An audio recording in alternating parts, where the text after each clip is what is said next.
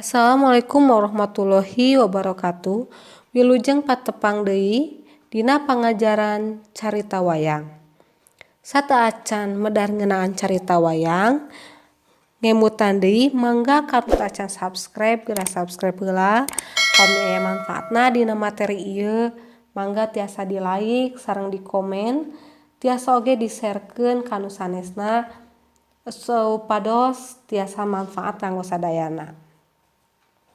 Carita wayang. Wayang teh nyaeta sarupa jejelmaan tina kulit atawa tina kain nu diibaratkeun anu dilalakonkeunana dina carita Mahabharata, Ramayana jeung saterusna. Dina pagelaran wayang, kidalang biasana sok dipiri ku gamelan jeung sinden. Dina abad kaopat, jalma-jalma nu ngagem agama Hindu datang ka Indonesia, utamana para padagang. Dina eta kasempatan, urang Hindu mawa ajaran kitab Weda jeung carita epos atawa epik India, nyaeta Mahabharata jeung Ramayana dina basa Sanskrit atanapi Sanskerta. Abad ka-8 muncul carita dina basa Jawa kuna, dina wangun kakawen nu nyindakeun kana carita Mahabharata atawa Ramayana.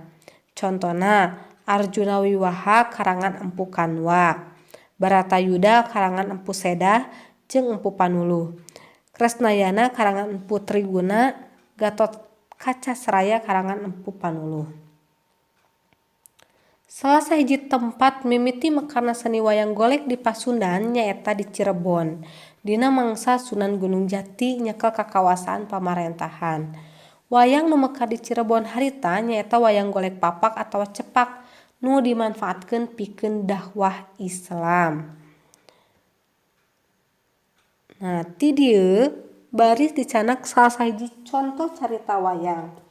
Ti dieu nyandak ngeunaan hiji carita wayang anu geus kakoncara anu tos terkenal saha-saha wae jalmina tos terangkan eta carita nyaeta ngeunaan carita wayang Mahabharata. Kieu silsilah ngeunaan Pandawa jeung Kurawa. Aya hiji nagara ngaranna Astina. Raja nagara Astina teh ngaranna Abihasa. Ari Abihasa teh boga anak 3, lalaki kabeh. Nyatana Dastarata, Pandudewanata jeung Widura. Nah, singket carita ayana sayembara.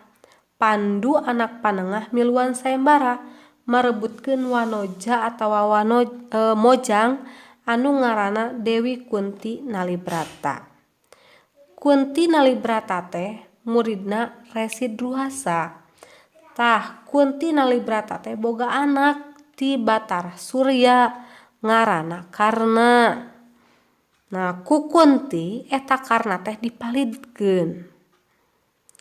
Lian ti bisa meunangkeun hadiah, Kunti Nalibrata Pandu oge bisa mawa 2 putri sejena nyaeta Dewi Madrim jeung Dewi Gandari. Ayeuna dina pasoalan milih jodoh, Pandu nawarkeun hasil tina sayembara ka Dastarata nyaeta Kunti Nalibrata, Madrim jeung Gandari. Dastarata lanceuk Pandu nyaeta kabeneran lolong jeung anjeunna ngan saukur milih Dewi Gandari. Widura adina Pandu mah teu milih.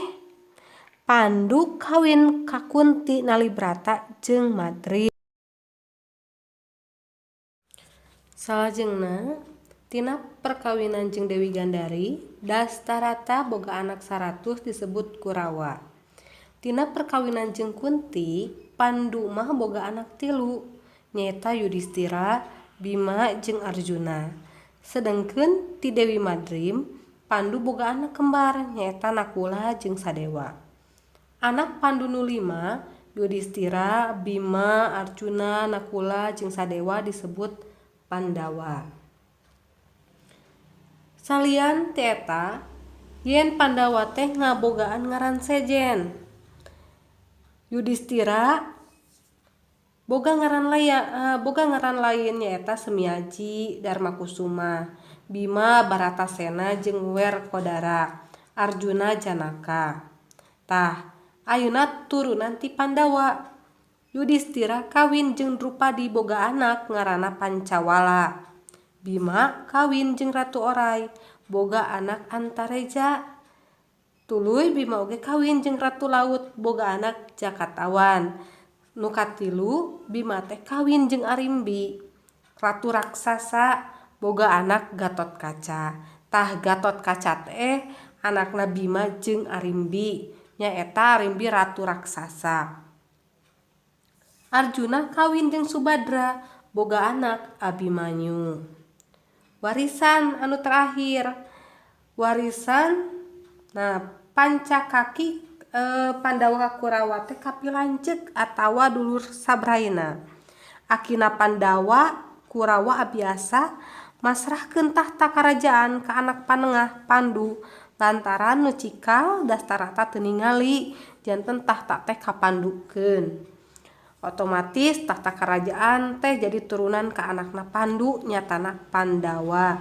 Yudhistira jeung adi-adina tah tidinya mimiti cikal bakalna ayana peperangan disebut perang Baratayuda. Nah ku hidep aya bagan ti dieu ngeunaan silsilah Pandawa jeung Kurawa tiasa ditingali terasan mangga. Di dia aya pancen pamahaman, aya pertanyaan pamahaman sakuma pemahaman hidup kana carita wayang tiasa dieusian.